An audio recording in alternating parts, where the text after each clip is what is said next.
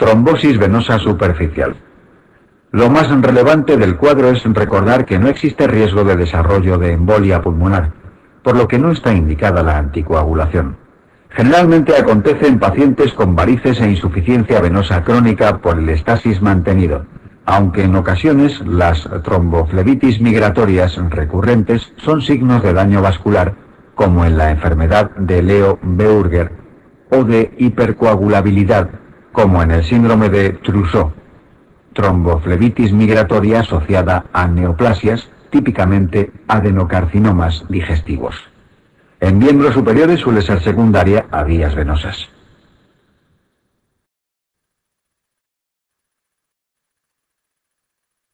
El cuadro clínico incluye dolor, pesadez y tumefacción de la extremidad afecta, siendo generalmente visible y palpable el cordón indurado que forma el trombo, por lo que es fácil de diferenciar de la trombosis venosa profunda. En el tratamiento se emplean medias elásticas, reposo relativo, elevación del miembro, calor local y antiinflamatorios para el dolor. Solo se considera anticoagulación ante la afectación proximal de la safena por riesgo de progresión hacia el sistema profundo.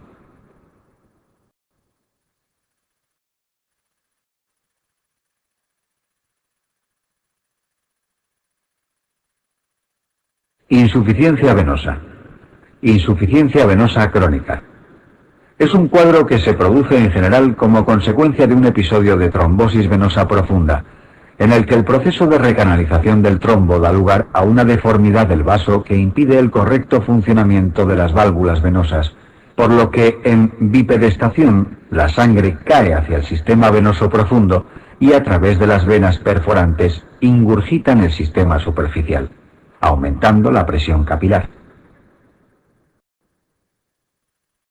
Este hecho facilita la aparición de edema crónico, inicialmente blando y reabsorbible al elevar el miembro, pero finalmente duro y acompañado de cambios tróficos que incluyen cambios de coloración por depósito de hemosiderina secundario a la fagocitosis incompleta de eritrocitos extravasados, y úlceras venosas típicamente por encima del maleolo interno, con escaso dolor, aspecto húmedo y posibilidad de colonización bacteriana que precise tratamiento antibiótico. A veces los pacientes tienen dolor al caminar de pie, produciéndose la llamada claudicación venosa. El tratamiento se basa en la prevención del síndrome posflebítico con tratamiento agresivo de la trombosis venosa profunda, junto al empleo de medias elásticas de compresión fuerte hasta raíz del miembro, evitando bipedestación prolongada. Se pueden emplear flavoniodes que aumentan el tono de la pared venosa y disminuyen la permeabilidad, y en casos severos la ligadura quirúrgica de las venas perforantes o incluso la fleboextracción de las dilataciones varicosas o escleroterapia en casos seleccionados.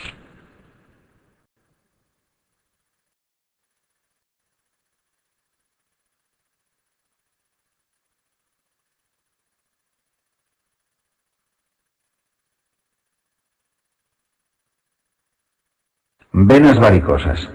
Consisten en la dilatación de las venas que puede afectar a cualquier territorio, pero las más típicas son las de los puntos de comunicación entre dos sistemas venosos paralelos, por incremento de presión en uno de ellos, como las hemorroidales o esofágicas en la hipertensión portal, o la de miembros inferiores en el síndrome posflebítico.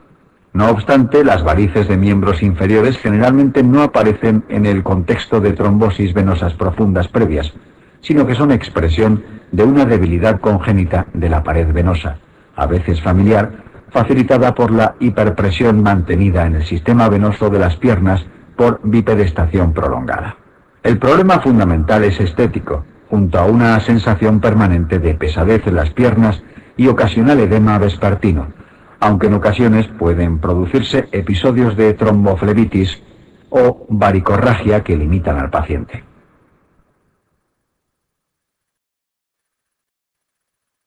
El tratamiento en general es conservador empleando medias elásticas, evitando la bipedestación prolongada, elevando periódicamente los miembros, haciendo ejercicio físico suave o masajes.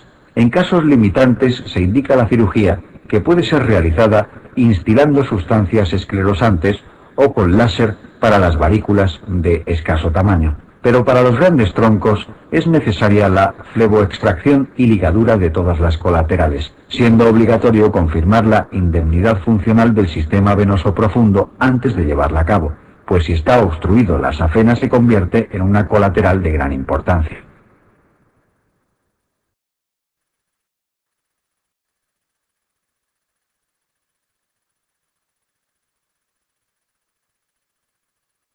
Enfermedades de los linfáticos. Linfedema y linfangitis. Consiste en la acumulación excesiva de linfa, habitualmente en miembros inferiores, que origina hipertrofia del tejido fibroso intersticial y un aspecto típico en piel de naranja, con induración leñosa de la piel. La causa puede ser primaria, por hipoplasia o agenesia de los linfáticos, típica de mujeres asociada a síndrome de Turner, linfagiectasia intestinal o linfagioleimiomatosis, o secundaria, siendo lo más frecuente la afectación ganglionar de origen neoplásico primario, linfomas, o secundario, metástasis, o por el tratamiento empleado, exéresis quirúrgica ganglionar o radioterapia con fibrosis posterior. Además de ciertas infecciones, entre las que destaca la filariasis, oncocercosis o linfagitis estreptocócica recidivante, pueden producir obstrucción linfática por los parásitos o por la cicatrización posterior, originando elefantiasis, piel de miembros inferiores de aspecto parecido a la de los paquidermos.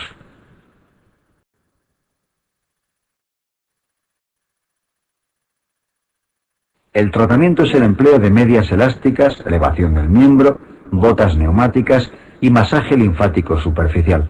Los diuréticos no son eficaces. La cirugía de derivación de linfáticos obstruidos dilatados visibles con linfografía hacia el territorio venoso se reserva para casos extremos. Ha de mantenerse alerta sobre la aparición de rubeosis o calor local que indiquen la sobreinfección bacteriana, celulitis o linfangitis, que precisa de un tratamiento agresivo. La linfangitis se identifica con la aparición de líneas enrojecidas desde la puerta de entrada de los gérmenes, picadura de insectos, pinchazos con plantas, hacia la estación linfática adyacente, pudiendo adquirir la piel un aspecto reticular. Es frecuente la linfadenitis acompañante, inflamación de los ganglios. Los gérmenes más frecuentes son estreptococos y estafilococos, y el tratamiento es con antibioterapia específica.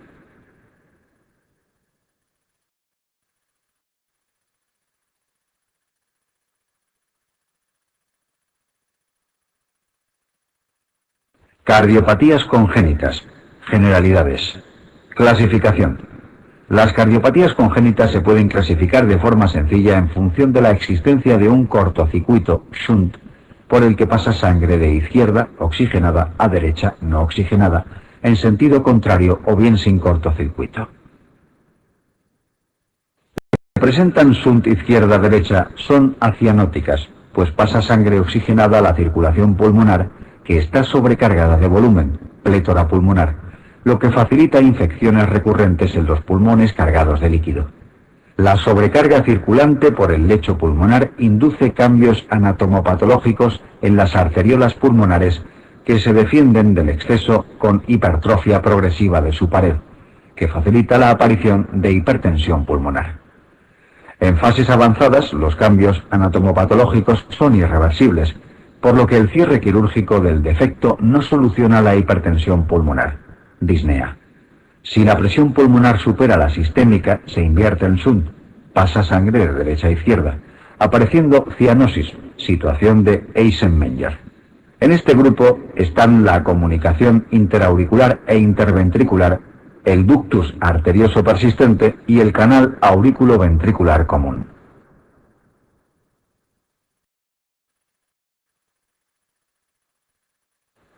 Las que presentan shunt derecha e izquierda muestran cianosis por pasar sangre venosa no oxigenada al territorio sistémico y todos los efectos derivados de la hipoxia, poliglobulia.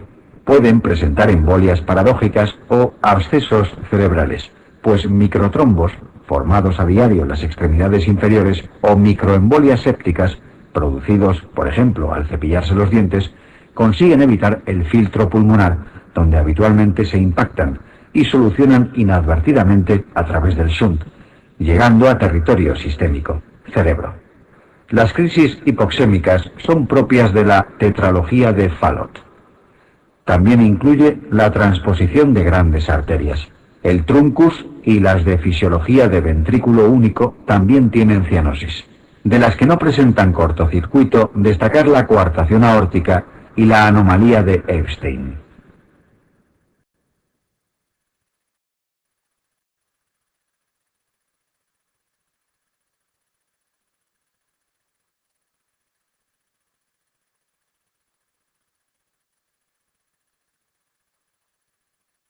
Cardiopatías congénitas con SUNT y D. Comunicación interauricular. Tipos. La comunicación interauricular, CIA, es la cardiopatía congénita más frecuente en el adulto, pues suele debutar en tercera década de la vida.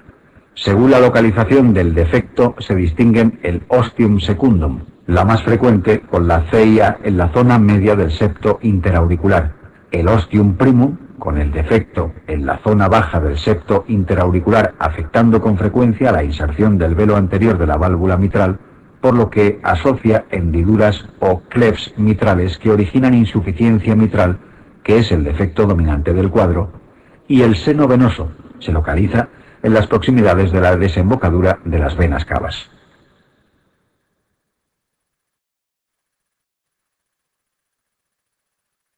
En la CIA ostium secundum, el único problema es el hiperaflujo pulmonar y sobrecarga de cavidades derechas, que da lugar en el ECG a sobrecarga derecha, eje derecho con imagen de bloqueo incompleto de rama derecha, a un segundo ruido con desdoblamiento amplio y fijo y a veces un pequeño soplo sistólico eyectivo pulmonar por hiperaflujo, y que suele dar síntomas en la edad adulta, disnea de esfuerzo. En los ostium primum domina no el hiperaflujo pulmonar, sino la insuficiencia mitral por el clef, por lo que en el ECG muestran crecimiento ventricular izquierdo con eje izquierdo, y en la auscultación, aparte de las alteraciones del segundo ruido típicas, el soplo de la insuficiencia mitral, apareciendo los síntomas desde el periodo infantil o lactancia. Del seno venoso destaca que se asocia a drenaje venoso pulmonar anómalo, total o parcial, que puede producir el signo de la cimitarra en la radiología torácica.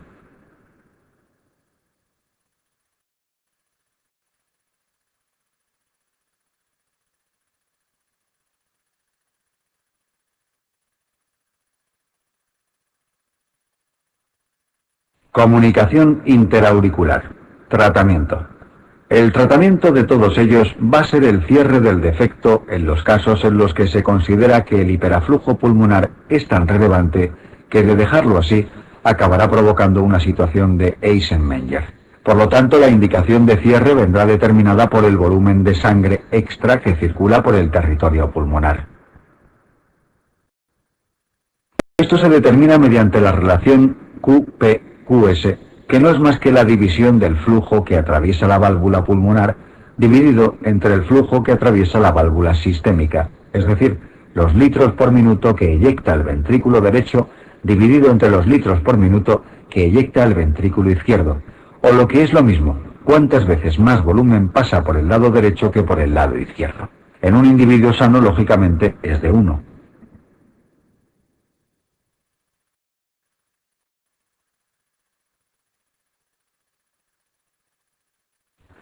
Cuando el QP-QS supera el valor de 1,52, se considera que el riesgo de desarrollar una situación de Eisenmenger es alto y estará indicado el cierre del defecto. Dicho cierre va a ser siempre quirúrgico en el seno venoso y el ostium primum, recordando reparar las alteraciones de la válvula mitral.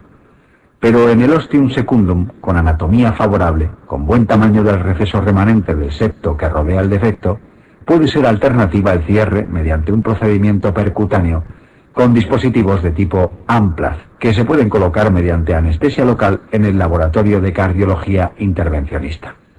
El cierre percutáneo no sirve para el ostium primum, para el seno venoso, ni para aquellos ostium secundum en los cuales el remanente del septo interauricular sea muy pequeño en alguno de sus bordes.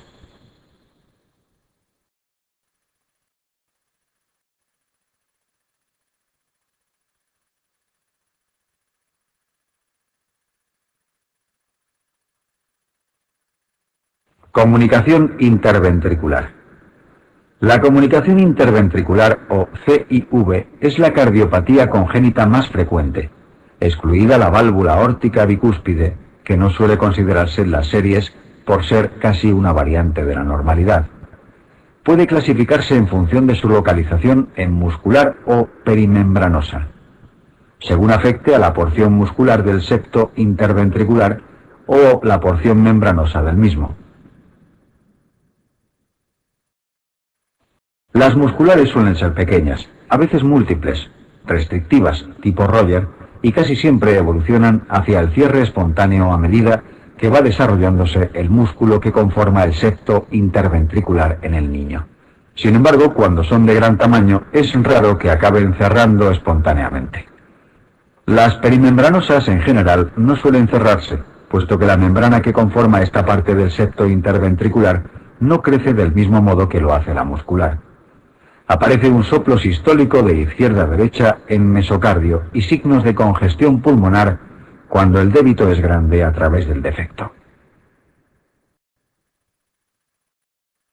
La indicación quirúrgica en la CIV vendrá indicada por la presencia de una relación QP-QS mayor de 1,52. En la actualidad existe la opción de hacer un cierre percutáneo en casos seleccionados de CIV relativamente restrictivas o pequeñas perimembranosas mediante dispositivos tipo Amplav específicos para cierre de comunicación interventricular.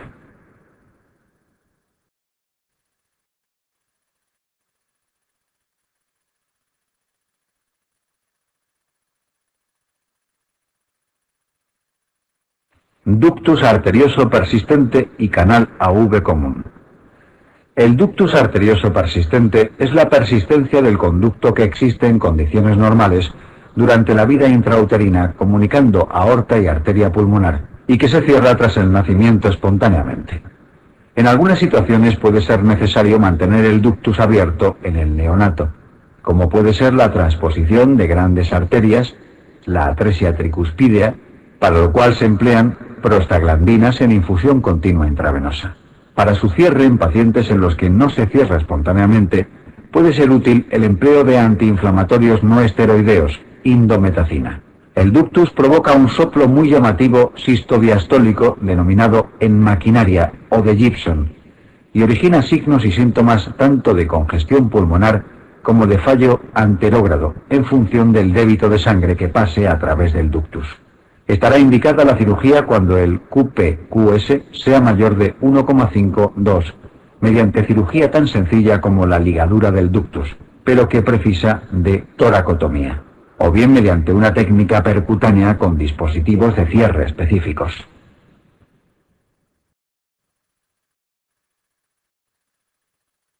El canal auriculoventricular común, o defecto de los cojinetes endocárdicos, es, grosso modo, la suma de una CIA ostium primum con una CIV perimembranosa y a veces muscular, asociando además defecto en los velos de las válvulas auriculoventriculares.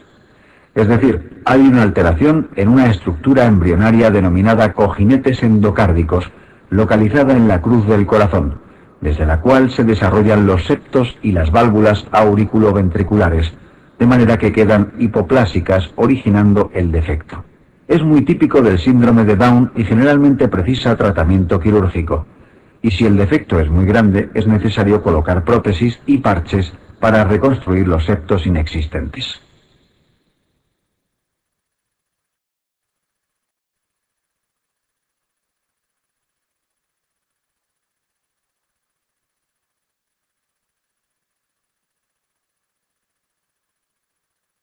Cardiopatías congénitas con SUN D1. Transposición de grandes arterias. La transposición de grandes arterias, TGA, es la cardiopatía congénita cianótica más frecuente en el neonato. Como es incompatible con la vida salvo cirugía precoz, la más frecuente en la infancia es el Fallot. En la TGA, la aorta nace del ventrículo derecho y la pulmonar del ventrículo izquierdo, denominándose más correctamente ventrículo sistémico al que origina la arteria que irriga el territorio sistémico, y ventrículo pulmonar al que origina la arteria que irriga los pulmones.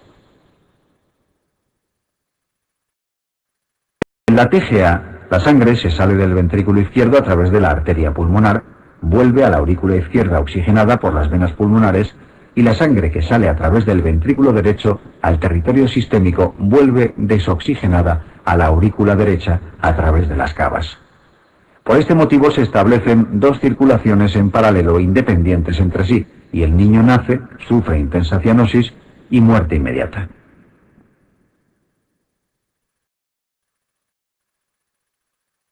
Tan solo consiguen sobrevivir aquellos que asocian defectos en los cuales se consigue la mezcla de sangre entre ambos territorios que permite sobrevivir aunque con intensa cianosis.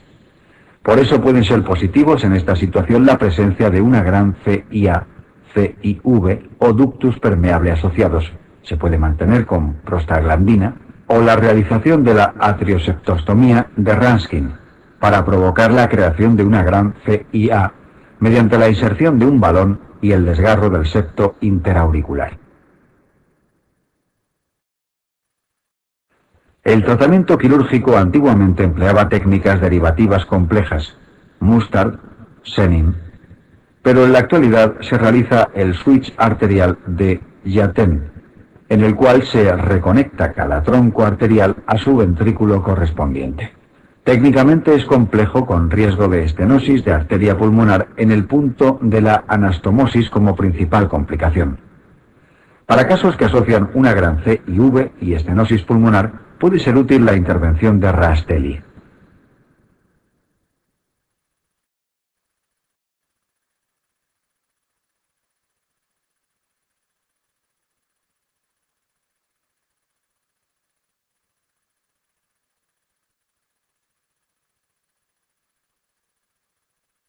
Tetralogía de Fallot.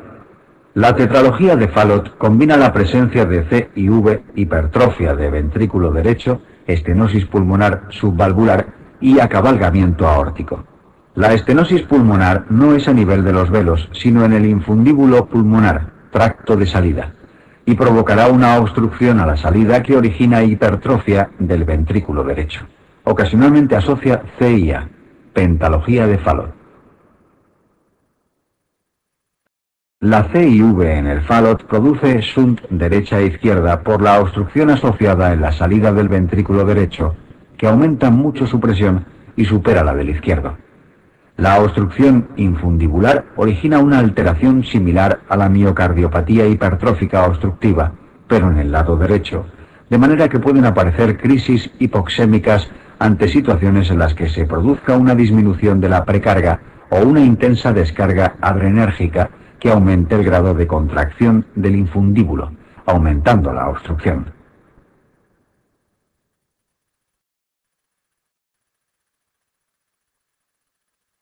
Son típicas del llanto importante que asocia descarga adrenérgica y valsalva, tal que sería posible que el infundíbulo alcance tal grado de contracción que sea prácticamente cero la sangre que llega al lecho pulmonar para oxigenarse, produciendo cianosis, crisis hipoxémica.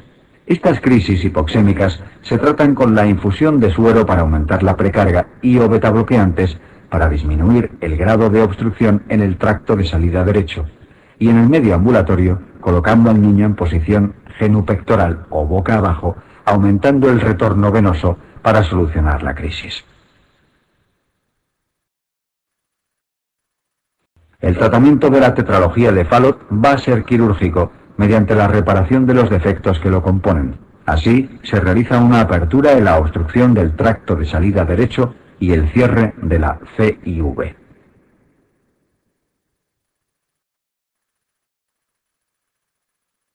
Truncus arterioso. Es una anomalía que se asocia típicamente al síndrome de Eddy-George. Se caracteriza por la existencia de una gran CIV y un único vaso arterial que sale del corazón a caballo entre los dos ventrículos, truncus, con una única válvula truncal, del que se originan tras un trayecto más o menos corto la aorta y la pulmonar. La mezcla de sangre no oxigenada con la oxigenada a nivel del truncus y a través de la CIV origina cianosis. Dado que la resistencia vascular es menor en el lecho pulmonar que en el sistémico, existe sobrecarga de volumen, plétora, pulmonar, con todas sus consecuencias. El tratamiento es quirúrgico, empleando el truncus como arteria aórtica y separando la arteria pulmonar que se conecta al ventrículo derecho con un tubo valvulado, cerrando además la C y V.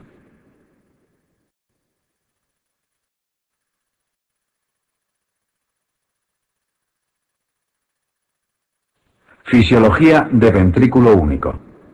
En las patologías con fisiología de ventrículo único, que pueden ser múltiples y complejas, ventrículo derecho hipoplásico con una gran C y V, ventrículo izquierdo hipoplásico con una gran C y A, etc., básicamente conviene recordar que el tratamiento va a ir encaminado a realizar las correcciones quirúrgicas necesarias, en varios tiempos, para emplear como ventrículo sistémico el ventrículo mejor formado que tenga, puesto que es posible la vida en ausencia de ventrículo derecho.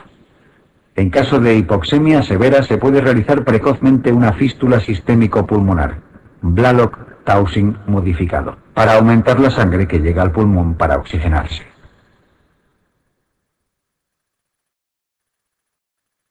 Así se realizan fístulas, como la fístula de Glenn, en la que se aboca la cava superior a la arteria pulmonar sin pasar por el corazón derecho, realizando habitualmente un banding pulmonar para prevenir de la sobrecarga de volumen que puede suponer para la circulación pulmonar esta técnica, y la operación de Fontan modificada en un segundo tiempo, en la que también se aboca la cava inferior a la arteria pulmonar, dejando excluido el ventrículo derecho de la circulación y empleando el único ventrículo del paciente, izquierdo o derecho, para bombear sangre hacia la aorta. Estas cirugías suelen ser útiles de forma transitoria y permiten a algunos pacientes alcanzar la edad infantil o adolescencia y ser candidatos a trasplante cardíaco.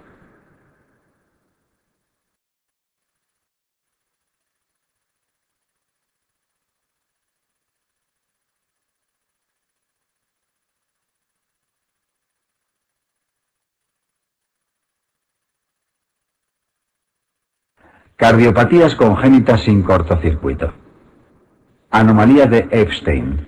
Consiste en la inserción anormalmente baja de los velos de la tricúspide que origina un ventrículo derecho muy pequeño y con una gran parte del mismo atrializado. Los problemas principales que origina son los derivados de la hipofunción del pequeño ventrículo derecho resultante, que resulta insuficiente, y sobre todo la presencia de una o más vías accesorias en el surco AV derecho que originan con frecuencia síndrome de Wolff-Parkinson-White.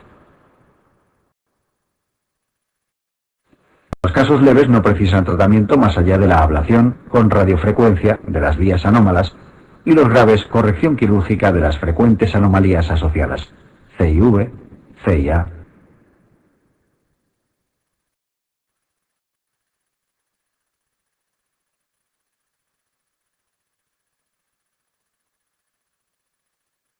Coartación de aorta. Generalidades. La coartación de aorta es una de las cardiopatías congénitas más frecuentes en el adulto. Existe un subtipo denominado preductal del neonato, en la que la obstrucción se localiza antes de la inserción del ductus arterioso y que en general produce síntomas graves desde el momento del nacimiento. La denominada forma postductal o del adulto sí que se caracteriza por presentar problemas durante la adolescencia o edad adulta. Los síntomas son derivados de la presencia de la obstrucción que origina el segmento coartado o hipoplásico, que se encuentra localizado distal a la salida de la arteria subclavia, de manera que produce hipertensión arterial en miembros superiores por el hiperaflujo que sufren, unido a que la hipoperfusión renal provoca la liberación de renina, angiotensina, aldosterona, que aumenta aún más el grado de hipertensión sistémica. Es fácil el diagnóstico diferencial mediante la palpación simultánea de pulsos de miembros superiores e inferiores, demostrándose una marcada disminución en la amplitud de estos últimos. Típicamente la coartación aorta se asocia a otras malformaciones, especialmente al síndrome de Turner, a la aorta bicúspide o aneurismas del polígono de Willis. Poliquistosis renal que conviene recordar puesto que los pacientes afectados deben ser investigados en este sentido.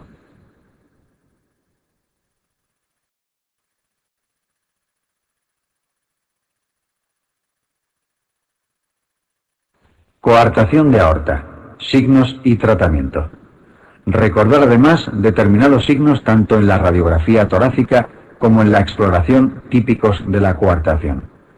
En la exploración es típica la variación en la amplitud del pulso de miembros superiores, normales o aumentados, respecto a miembros inferiores, disminuidos. En la radiografía torácica postero-anterior se habla del signo del 3 o de la E invertida, para referirse a la imagen que deja la silueta de la aorta en el borde cardíaco izquierdo, con forma de 3 por una muesca en la porción final del callado en su unión con aorta descendente, que delimita el punto de la coartación. Igualmente son típicas las muecas costales de Rosler provocadas por el aumento de presión en las arterias intercostales, para aumentar el flujo colateral a la mitad inferior del cuerpo, desde el nacimiento, provocado por la coartación aórtica, que van a producir una impronta en las costillas por la erosión que produce el latido de dichas arterias intercostales dilatadas sobre el borde inferior de las mismas.